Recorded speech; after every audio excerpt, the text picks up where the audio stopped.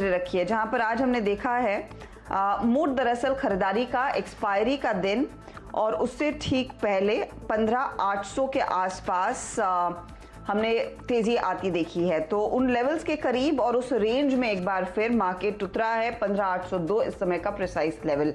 Mid caps में खरीदारी है और निफ्टी बैंक भी अब 100 पॉइंट ऊपर ट्रेड कर रहा है। आपकी स्क्रीन पर लेकर आते हैं अब तक की हाईलाइट्स। 15,800 के पार निकलता हुआ निफ्टी आपको नजर आएगा। निफ्टी बैंक अब 100 पॉइंट ऊपर 34,600 के पार ये गया है। मिड कैप इंडेक्स में जोश ज्यादा है, जैसे मैं आपको बता भी रही थी। यहाँ पर दरअसल आप गौर करेंगे तो 150 अंकों तक का उछाल देखने को मिला है। मेटल शेयरों में जबरदस्त तेजी देखने को मिली है, लेकिन आज एफएमसीजी, आईटी, ऑटो में सुस्ती है। दूसरी तरफ कॉग्निसेंट ने जो अच्छा गाइडेंस दिया, अपना गाइडेंस दरअसल कॉग्निसेंट ने बढ़ाया और उससे बाकी आईटी स्टॉक्स में काफी तेजी, काफी जोश देखने को मिला। तो ये फिलहाल ओवरऑल मूड माहौल ये आपके लिए मार्केट का हाल। लेकिन गाबा साहब से पूछते हैं, आज एक्सपायरी के दिन क्या तेजी का ट्रेड अभी भी बनता है? क्या अगर सीरीज में एक नई तेजी की पोजीशन इस समय फटाफट खड़ी की जाए, स्पेशली जो मूड माहौल आज मार्केट ने दिखाया है? गावा साहब गुड आफ्टरनून, बताइए क्या लॉन्ग ऐड करेंगे आप अगस्त फ्यूचर्स में? कर सकते हैं। स्टॉप होगा 15,790, 10-12 पॉइंट का स्टॉप है। अगर अपमो मिलता है तो करीब 15,830 तक जाने की संभावना है। 20 और 30 ये एक जोन है, तो लिमिटेड दायरा है, लेकिन लॉन्ग बन सकता है। यहाँ पर निफ्टी की बात करें तो ऐसा लगता है कि पॉसिबिलिटी है। बैंक निफ्टी एक बेहतर ट्रेड बनेगा। स्टॉप होना चाहिए 34,590 का। अपसाइड करीब 34,750। यस, वो एक जोन है, वहां तक जाने की संभावना। गावा साहब, इस समय आप कौन से स्टॉक्स पर फोकस करना पसंद करेंगे, क्योंकि लार्जली ये मार्केट स्टॉक स्पेसिफिक्स का ही है? बिल्कुल, जेएसडब्ल्यू स्टील मुझे अच्छा लगता है। जेएसडब्ल्यू स्टील का जो चार्ट है बढ़िया है, ऑल टाइम हाई के आसपास ट्रेड कर रहा है, मोमेंटम है। टारगेट करीब 800 के होंगे, अब ट्रेड कर रहा है करीब 747 के। स्टॉप होगा 740 का। थोड़ा वक्त देना पड़ेगा, लेकिन 800 लगता है पॉसिबल है मेटल 2 या 3 दिन में, क्योंकि मेटल्स में तेजी है। दूसरा स्टॉक जो अच्छा लगता है वो है माइंडट्री। माइंडट्री भी करीब close to all time high के आसपास ट्रेड कर रहा है, मोमेंटम है स्टॉक में। टारगेट ऑन द अपसाइड करीब 2850 के हैं। स्टॉप होगा 2750 माइंडट्री। ओके, तो ये फिलहाल आपके लिए देखिए मिड कैप आईटी में एक अच्छे मौके गावा साहब ने ढूंढे हैं। माइंडट्री में एक तेजी का ट्रेड और ऑफ कोर्स मेटल्स में भी तेजी का ट्रेड। मेटल्स में आज काफी ज्यादा रौनक देखने को मिली है और इस समय आपकी स्क्रीन पर लेकर आते हैं वो गेनर्स और लूजर्स, जहां पर आज सबसे ज्यादा एक्शन देखने को मिला है। तो मेरी लिस्ट में सबसे ऊपर मेटल काउंटर्स ही है और मेटल्स की तेजी के पीछे अलग अलग कारण है। एक तो ये जो फेडरल रिजर्व ने ब्याज दरों में कोई बदलाव नहीं किया, उससे कमोडिटी प्राइसेस आसमान छू रहे हैं। चाइना दरअसल वहां पर प्रोडक्शन कम होता दिखाई देगा। डिमांड भारतीय बाजारों में आने की पूरी उम्मीद में मेटल्स में फिर तेजी आई है। तो Nalco, Tata Steel, BSL, Sunflag Iron, SAIL जैसे काउंटर्स है जहां पर हमने देखा है 6 से 4.5-5% तक की तेजी बनती दिखाई दी। टेक्नोलॉजी कंपनियां, कॉग्निसेंट ने अपना गाइडेंस बेहतर किया और उसी बेसिस पर देखिए क्या मूड माहौल बनता हुआ तेजी का दिखाई दिया है। कोफोर्ज भागा, माइंडट्री, एल&टी इन्फोटेक और फर्स्टसोर्स जैसे काउंटर्स में जबरदस्त खरीदारी आज के सत्र में साफ देखने को मिली है। खबरों के बल पर आज कुछ स्टॉक्स हैं जिनमें आज एक्शन साफ देखा गया है, उस पर नजरें रखिएगा। तेजस नेटवर्क्स, जहां पर हम आपको बता भी रहे थे कि टाटा सन्स की पेनेट्रोन फिनवेस्ट ने यहां पर वॉरेंट्स के जरिए हिस्सा लेने की बात की। 1850 करोड़ का निवेश होगा। इवेंचुअली जब वॉरेंट्स कन्वर्ट किए जाएंगे तब इनके हाथ में 43% का स्टेक आएगा, टाटा सन्स के हाथ में। स्टॉक भागा। यूटीआई, एएमसीआर 4% ऊपर, नंबर्स अच्छे थे इनके Q1 के। साथ ही GR infra, not GMR infra, GR infra projects, जिनके हाथ 900 करोड़ का ऑर्डर लगा, वो भी स्टॉक तेजी में। अशोक लेलैंड अपनी इलेक्ट्रिक मोबिलिटी को और भी एक्सपैंड कर रहा है और उसका फायदा दरअसल स्टॉक में आज देखने को मिला है, तो ये भी तेजी वाला ही एक कैंडिडेट है। नई लिस्टिंग में तत्व चिंतन पर एक बार फिर नजरें रखिएगा। जहां पर आज हमने देखा है तगड़ी लिस्टिंग और ये काउंटर 2200 के पार निकलने में कामयाब था। अब भी आप देखेंगे तो इसमें मोमेंटम अच्छा खासा बना हुआ है। अब करीब करीब 110% के प्रीमियम पर ये कर रहा है ट्रेड। तो ये है फिलहाल अब तक की स्थिति, अब तक का मूड माहौल। एक दो काउंटर्स पर फटाफट राय ले लेते हैं जो दरअसल इस घंटे अपनी एक्टिविटी को और भी मजबूत कर रहे हैं और भी तेजी देखने को मिली है। और गाबा साहब, इंडियन आईटी के साथ रहते हुए L&T टेक सर्विसेज पर एक बार नजरें डालिए, जहां पर 3609 के लेवल्स आ चुके हैं। 3.5% ऊपर है ये ट्रेड और इस घंटे दरअसल नई पोजीशंस तेजी की जुड़ रही हैं। क्या आप एडवोकेट करेंगे यहाँ पर तेजी करना? आज तो उसने अपने 52 हफ्तों के हाई को भी छुआ, पार निकला है उसके। बिल्कुल 3525 का स्टॉप लगाना चाहिए। 3700 का टारगेट है, मोमेंटम है, ऑल टाइम हाई पर ट्रेड कर रहा है और मुझे लगता है ये और भी अपमूव मिलेगा यहाँ पर, तो यस ले सकते हैं। तो आप कह रहे हैं खरीदारी होगी, कोई टारगेट आप दे पाएंगे क्या, या फिर ये ब्लू स्काई टेरिटरी में तो कोई टारगेट आप मैप नहीं कर पा रहे हैं? नहीं कर दिया मैंने 3700, ये एक लॉजिकल साइकोलॉजिकल रेसिस्टेंस है राउंड फिगर। और ओके जी 3525 का स्टॉप लगाना चाहिए बिल्कुल। ओके 3525 का स्टॉप लॉस लगाइए, 3700 का टारगेट रहेगा। याद रखिएगा ये तमाम जो मिड कैप आईटी कंपनियां हैं इनमें काफी तेजी आ चुकी है, तो जब भी आप ट्रेड ले रहे हैं इतने बड़े मूव के बाद स्टॉप लॉसेस ज्यादा इंपॉर्टेंट है टारगेट से। महिंद्रा लॉजिस्टिक्स काबा साहब 8% ऊपर, ये भी अपने 52 हफ्तों के हाई के ऊपर कर रहा है कारोबार। 52 वीक हाई 630 है, 662 के लेवल्स। इस घंटे नई तेजी, 7 गुना एवरेज वॉल्यूम से ज्यादा कारोबार, बड़ा मूव देखने को मिला है। चार्ट चेक दीजिए Mahindra Logistics. Higher time frame basis पर महिंद्रा लॉजिस्टिक ने जो ब्रेकआउट दिया है 600 के आसपास, अब 620 हो गया, वो बहुत बढ़िया है। इसका कम से कम टारगेट मेरे ख्याल से 700 की तरफ होना चाहिए। क्या किसी को आज लेना चाहिए? बिल्कुल ले सकते हैं। स्टॉप कितना होगा? मेरे ख्याल से स्टॉप होना चाहिए 635 का। महिंद्रा लॉजिस्टिक अब भी बाय है। ओके तो महिंद्रा लॉजिस्टिक्स में तेजी की पोजीशंस अब भी आप ले सकते हैं। यहाँ पर बढ़िया मोमेंटम, बढ़िया एक्शन देखने को मिला है। चलिए अब बात करते हैं मैरिको की और एक्साइड की। ये दो कंपनियां जिनके नतीजे आएंगे कल और मार्केट क्या एक्सपेक्ट कर रहा है। आप कह सकते हैं कि एफएमसीजी कंपनियों के लिए मिला जुला क्वार्टर रहा है, ऐसे रनअवे गेन्स नहीं देखने को मिले हैं। तो क्या मैरिको बेहतर परफॉर्मेंस दिखा पाएगा? सुमित हमारे साथ है। सुमित, क्या एक्सपेक्ट कर रहा है मार्केट?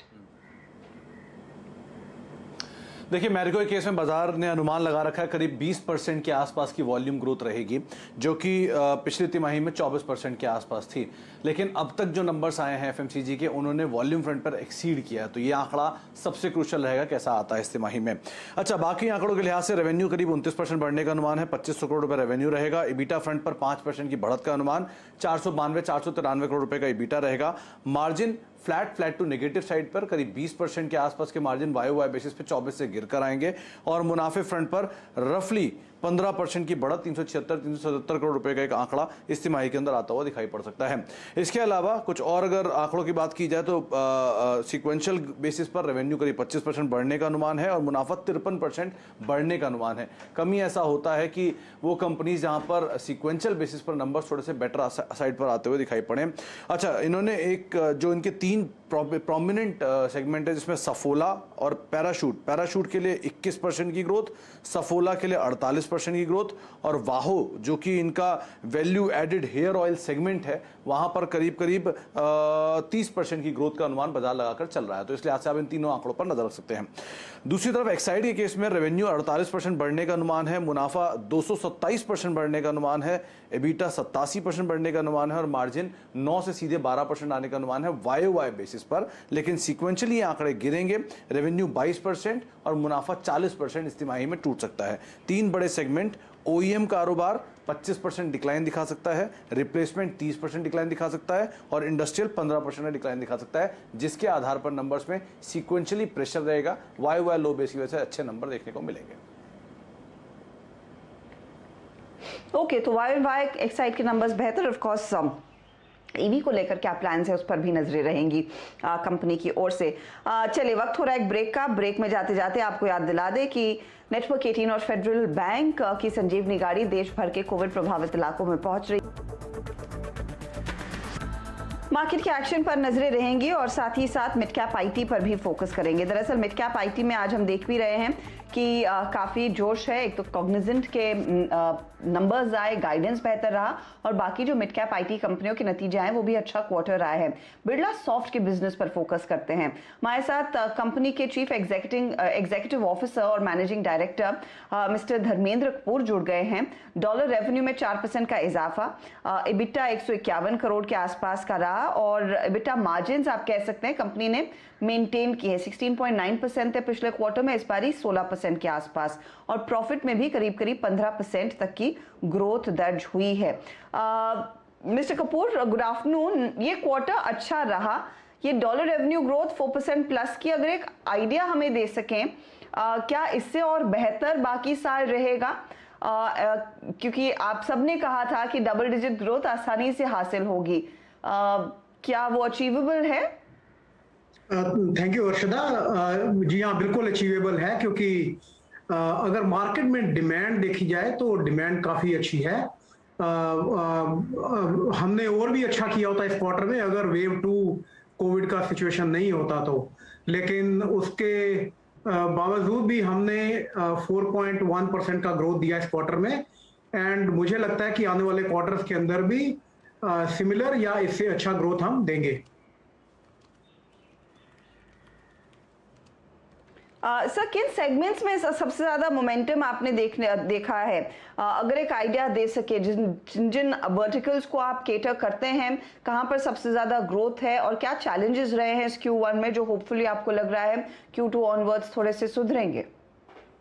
मैन्युफैक्चरिंग में, हाईटेक में और लाइफ साइंसेज में हमें काफी अच्छा ट्रैक्शन दिखाई दे रहा है। लाइफ साइंसेज में अगर आप Q4 और Q1 के बीच में देखें तो हमारा ज्यादा ग्रोथ नहीं दिखाई देता, बट ट्रैक्शन उसके अंदर सबसे ज्यादा है।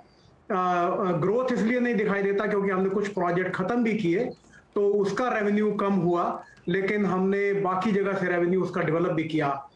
मैन्युफैक्चरिंग और स्पेशली विद इन मैन्युफैक्चरिंग जो हमारा हाईटेक वर्टिकल है, द टेक्नोलॉजी वर्टिकल, उसके अंदर हमें काफी अच्छा ग्रोथ दिखाई दे रहा है। हम अपने कस्टमर के साथ काम कर रहे हैं और देख रहे हैं कि उनकी डिमांड काफी इंक्रीज हो रही है, वो सब डिजिटल की तरफ चल रहे हैं and because of the digital demand हमें लग रहा है कि वहां पर ग्रोथ अच्छा रहेगा आने वाले क्वार्टर्स में भी। सर, लास्ट टाइम आपने मेंशन किया था कि यूरोपीय बिजनेस पर फोकस रहेगा, लेकिन यूरोप से भी सिग्नल्स मिल रहे थे कि वहां पर जैसे जैसे कोविड केसेस बढ़ रहे थे शायद इतना बिजनेस में ईज नहीं देखने को मिलेगा जितना शायद पहले एंटिसिपेटेड था। ऑन ग्राउंड फीलर्स क्या हैं, क्या आप गाइड कर पाएंगे for the rest of the year in geography से, यूके एंड यूरोप से? आई थिंक Q1 के अंदर भी यूरोप में स्लो डाउन रहा क्योंकि यूरोप पूरी तरह से ओपन नहीं था, ट्रैवल ओपन नहीं था, तो यूरोप के अंदर हमने देखा है कि Q1 के अंदर चैलेंज रहा।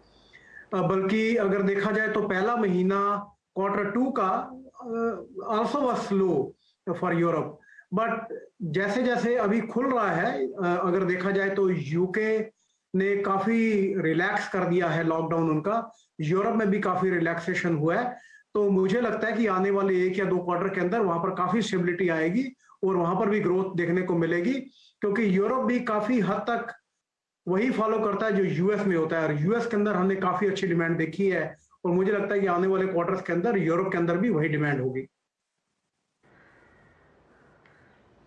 Pleasure speaking to you Kapoor साहब, all the very best coming quarters के लिए। स्टॉक आपके सामने, बिरला सॉफ्ट मैनेजमेंट कह रहा है कि डबल डिजिट ग्रोथ अचीवेबल है, डिमांड में अच्छा खासा रिफ्लेक्शन देखने को मिला है। स्टॉक इस घंटे थोड़ी सी रौनक दिखा रहा है, 405 के आसपास इस समय कर रहा है कारोबार। चलिए खिलाड़ी नंबर 1 का अपडेट आपकी स्क्रीन पर लेकर आते हैं, वहां पर क्या तस्वीर बनती दिखाई दे रही है हमारे जानकारों की ओर से, उस पर नजर डाल लीजिएगा। मोदित गोयल ने स्टर्लिंग एंड विल्सन में प्रॉफिट बुक कर लिया है 295 के लेवल्स पर। सतलज टेक्सटाइल जो इन्होंने ऐड किया था वहां पर भी प्रॉफिट बुक हो गया है। अजीत मिश्रा ने भेल के सेल ट्रेड से एग्जिट कर लिया है और साथ ही साथ प्रकाश इंडस्ट्रीज में एक नया कॉल दिया। तो टारगेट स्टॉप लॉस नोट कीजिएगा, टारगेट है 102 का प्रकाश इंडस्ट्रीज में, स्टॉप लॉस है 83 का। वहीं समित चौहान ने डॉलर इंडस्ट्रीज में जो तेजी का ट्रेड आज सुबह में दिया वहां पर इन्होंने प्रॉफिट बुक कर लिया 356 रुपए 85 पैसे के आसपास। अब देखिए ओवरऑल रिटर्न्स हमारे तीनों ही जानकारों के कहां पर आकर खड़े हैं। ये है ताज़ा तस्वीर। मुदित गोयल 25%, समित लेकिन इनके आगे निकलते हुए 28.5% तक के रिटर्न्स, और अजीत मिश्रा 2% प्लस तक के रिटर्न्स दिखा रहे हैं। याद रखिएगा एक दिन बाकी है इस गेम में इस हफ्ते। लेंगे एक ब्रेक के बाद आपके लेकर आएंगे नो योर कंपनी। नमस्कार।